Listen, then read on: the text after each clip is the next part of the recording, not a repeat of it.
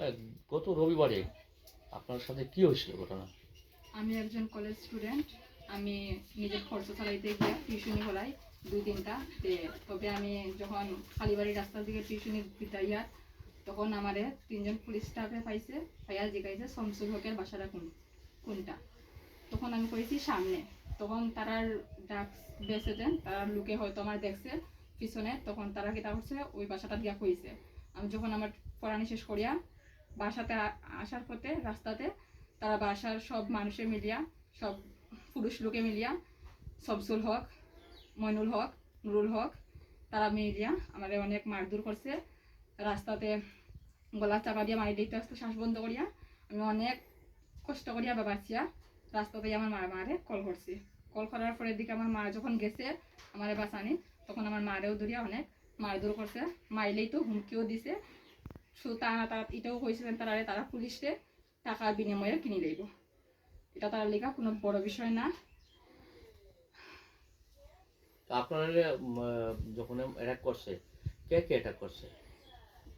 শামসুল হক, মইনুল হক, নুরুল হক। আর তখন আমার গলা টানিয়া সেইনও নিছিল গিয়া সোনার এই নাচলো এক বড়ি। তখন আমার পোশাক টাশাকও টার্নিং করছে।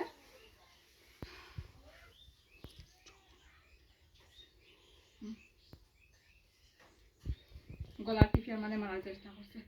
আপনার নাম?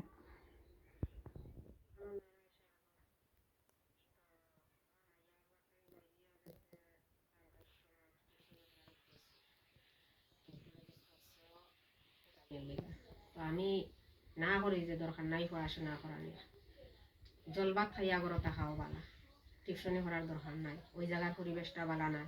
ওই জায়গার মধ্যে সবসময় ডাকসের রমরমা ব্যবসা থাকে। ওই জায়গার বিভিন্ন ধরনের খারাপ অবৈধ ব্যবসা থাকে। কোন জায়গাটাতে? রেল স্টেশন খালিবাড়ি, ওই জায়গাটা সাংঘাতিক খারাপ। ওই জায়গায় যাওয়ার কোনো দরকার নাই, আমি আমার মেয়েরে না করি। তারপরেও ওই বাড়ির হামিদ মিয়ার ছেলের বউ ফুসলাইয়া ফাসলাইয়া আমার মেয়েরে নিয়ে যায় পড়াশোনা করাইবার লাগে তার বাচ্চারে। তারপরে তারা রবিবারে পড়া যাওয়ার পথে 3জন পুলিশ কর্মী পাইছে আমার মেয়েরে, পাইয়া জিগাইছে শামসুলের বাসাটা কোন দিকে। তো আমার মাইয়া হইছে এইদিকে দেখাইয়া দিছে। দেখাইয়া দেওয়ার কারণে আমার মেয়েরে তারা সাংঘাতি আঘাত করছে, সাংঘাতি মারধর করছে, প্রাণে মারার চেষ্টা, নেশা খাওয়ানির চেষ্টা, বুকে হাত দেওয়া, গোলাপটাই মারিয়া সোনার এক বড়ি চেইন নিয়ে গেছে। কোনো মন্তে মেয়ে ছুটিয়া আমারে ফোন করিয়া কইছে, মা আমারে বাঁচাও, আমারে মারিলার। লগে আরো 2জন ডাক্স খারাও আসলো, ময়নুল হক, নুরুল হক, শামসুল হক হইল তারার বাবা। তারপরে ফোন পাইয়া আমি গেছি দৌড়াইয়া, এখানে বাড়ির সামনে বাইরে একটা হাই স্পিড টুকটুক পাইছি, এটা তুটিয়া আমি তাড়াতাড়ি গেছি। যাওয়ার পথে ওই যে ডাক্সের ভাড়াদার যে মহিলা, তার লগে আমি কথা কইরাম যে আমার মেয়েরে তোমরা কেনে মারছো। ওই কথা হইতে না হইতে শামসুল হক তার ছেলেরা আইয়া আমার পিছে দি দৌড়িয়া আমার চুলো দড়ি টানিয়া আমারে নিচে মাটিতে শুয়াইয়া আমার গলার চেইন টানিয়া আমার বুকে বিভিন্ন ধরনের বিভিন্ন জায়গাত বাজেভাবে হাত দিয়া বাজেভাবে তারা আমার শরীরের ভিতরে প্রচণ্ড আঘাত করছে, প্রচণ্ড ক্ষয়ক্ষতি করছে। আমি রক্তাক্ত অবস্থায় তাকিয়া আমি মহিলা থানায় গেছি, গিয়া আমি তারার কাছে অভিযোগ দিছি, আমি মুখে তারার কাছে অভিযোগ দিছি। তারপরে আমি ধর্মনগর হসপিটাল গেছি এই রক্তাক্ত অবস্থায়, কিন্তু এখন পর্যন্ত আমি কোনো ধরনের অ্যাকশন পাইরাম না। অ্যাটেম্প টু মার্ডার, কিন্তু তারপরে এখন পর্যন্ত আমি কোনো ধরনের মানে কিচ্ছু মানে আমি পাইতাছি না যে কোনো আইনের কোনো সাহায্য। আমি কোনো দিকে কোনো রকম আমি কোনো আইনের সাহায্য পাই না, অত বড় একটা ঘটনা হওয়ার পরেও। তো আপনি আমার এই কাপড় বিষয়টা উপর নিয়ে ছিঁড়ছে, এই আমার বিষয়টা বিভিন্ন জায়গায় কাপড় উপর ছিঁড়ছে, বিভিন্ন জায়গার শরীরে বাজেভাবে তারা আঘাত করছে। যেই আঘাতের কারণে আমার শরীর সাংঘাতিক খারাপ, আমার হাড্ডির ভিতরে অনেক ক্ষয়ক্ষতি হয়েছে। আমি বর্তমানে চলতে পারি না, এরকম মানে আমার শরীরের মধ্যে মানে বিভিন্ন জায়গাতে ক্ষতি হয়েছে।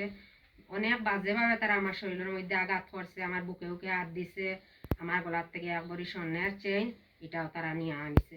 আপনি তারপরে অভিযোগটা দিচ্ছেন নি থানাতে? লিখিত অভিযোগ দিছিলেন নি? আমি মুখে থানাত অভিযোগ দিছি। লিখিত দিছেন না? লিখিত দিছি না, আমি মুখে থানাত অভিযোগ দিছি। অফিসার ম্যাডাম যে তাইনে হয়েছে আর লিখিত দিতে লাগতো না, এটাই যথেষ্ট হয়েছে। ভিডিও ফুটেজ আমার কাছে আছে, যে কোনো একটা ছোটো বাচ্চা ভিডিও করছিল। আবার হুমকি দেওয়া হয়েছে ও বাচ্চাটারে মারি লইব যদি ভিডিও না ডিলেট করে। আবার হুমকি দেওয়া হয়েছে আর একটা SMS ফাটাইয়া বহুত বাজেভাবে আমার বাড়িঘর ভাঙ্গিয়া ঘর দুয়ার জ্বালাইয়া তারা আমার মারি লইব। এরকম বহুত বাজেভাবে একটা তারা আমারে হুমকি দিছে। তবে আমি ওটাও চাই আইনের কাছে যে সূক্ষ্ম বিচার, ওটাও আমি আইনের কাছে চাই। ত্রিপুরার মুখ্যমন্ত্রী মানিক শাহ ডাক্তার তাইনের কাছে আমি ওটাও সূক্ষ্ম বিচার আবেদন করি। আর আমি তাইনের কাছে ওটাও মানে রিকোয়েস্ট করিয়া তাইনের কাছে জুড়াতে তাইনের কাছে আমি ওটাও আমি সূক্ষ্ম বিচার চাই। আমি তাইনের সূক্ষ্ম বিচারের আশায় আমি আছি। নমস্কার।